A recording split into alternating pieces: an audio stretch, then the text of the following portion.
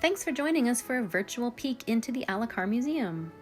My name is Dr. Eleanor Moseman, and I'm Associate Professor of Art History in the Department of Art and Art History at Colorado State University. I'm also Associate Curator of Modern Art at the Allicar. We'd like to tell you a bit about some of the highlights from the Hartford-Tandstad galleries. The Swiss painter Angelika Kauffmann was one of the most important painters of the neoclassical style that dominated late 18th century art. Kauffmann was among the few women admitted to the Academy of St. Luke in Rome and was one of only 2 women founders of the Royal Academy in London. She was pivotal to the development of the neoclassical style in England. Given the heavily allegorical nature of much neoclassical art, this figure of a woman holding a basket filled with nature's bounty bears layered meanings for viewers then and now to reflect upon. The Barbizon school painter Corot popularized a style of misty landscape that appealed to the late 19th century middle class in France. While this painting is highly reflective of Corot's style, its attribution remains an unanswered question because he inspired an abundance of academic copies by his students. Corot was known to have both retouched and signed copies of his work, leading to the common cliché that he painted 3,000 canvases, 10,000 of which have been sold in America. Further research through art historical and conservation analysis may uncover a secure attribution for this canvas. While French artists like Claude Lorrain specialized in ideal classical landscapes, 17th century Dutch artists were widely known for popularizing images of the Dutch landscape itself, sometimes real and sometimes imagined. A student of the famed landscape painter Jacob van Ruysdael, Meindert Hobbema did not enjoy enormous prosperity in his own lifetime, but is now widely considered to be among the most important of the Dutch Golden Age landscape painters. This painting exemplifies the work of Hobbema in its depiction of a ruined church atop a forested dune that sweeps down to the fertile countryside beyond.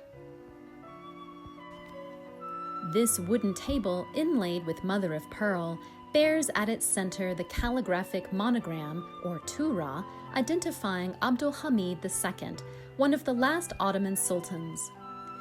Repetition of this monogram on various forms of official documents, as well as seals and coinage, served as a constant reminder of his authority. The table may have served as furniture for a tea ritual in a semi-social space within one of the Sultan's palaces in Istanbul. In this context, the table would have functioned within established protocols of hospitality that shaped social interactions and inscribed power relations between the ruler and visitors to his household. Queen Victoria reigned for such a long time that she gives her name to an entire era. As a female monarch, she constructed paradigms of femininity that lasted for generations. In this sculpture, by the Irish artist Thomas Farrell, she is represented as an ideal beauty carved in pristine white marble in a rendering that draws upon the classical tradition. This boat is called an outrigger canoe because it has an extension on one side that helps both stabilize the canoe as well as provide an area of storage when needed. Paddles are used for small outriggers, while sails are added to larger ocean-going outriggers.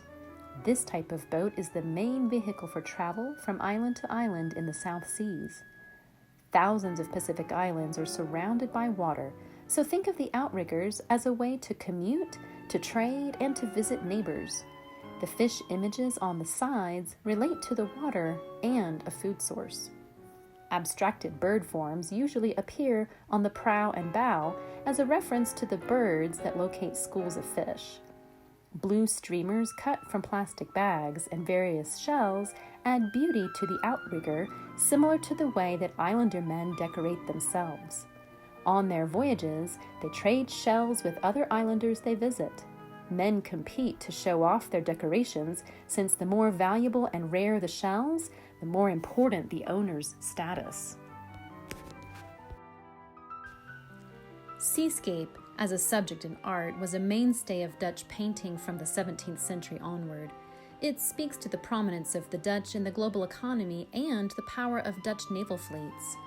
Here, the painter Petrus Paulus Schiedges emphasizes the drama of the battle and the churning of the sea off the southern tip of Africa, near the spot where two oceans meet, creating some of the most dangerous waters on the globe.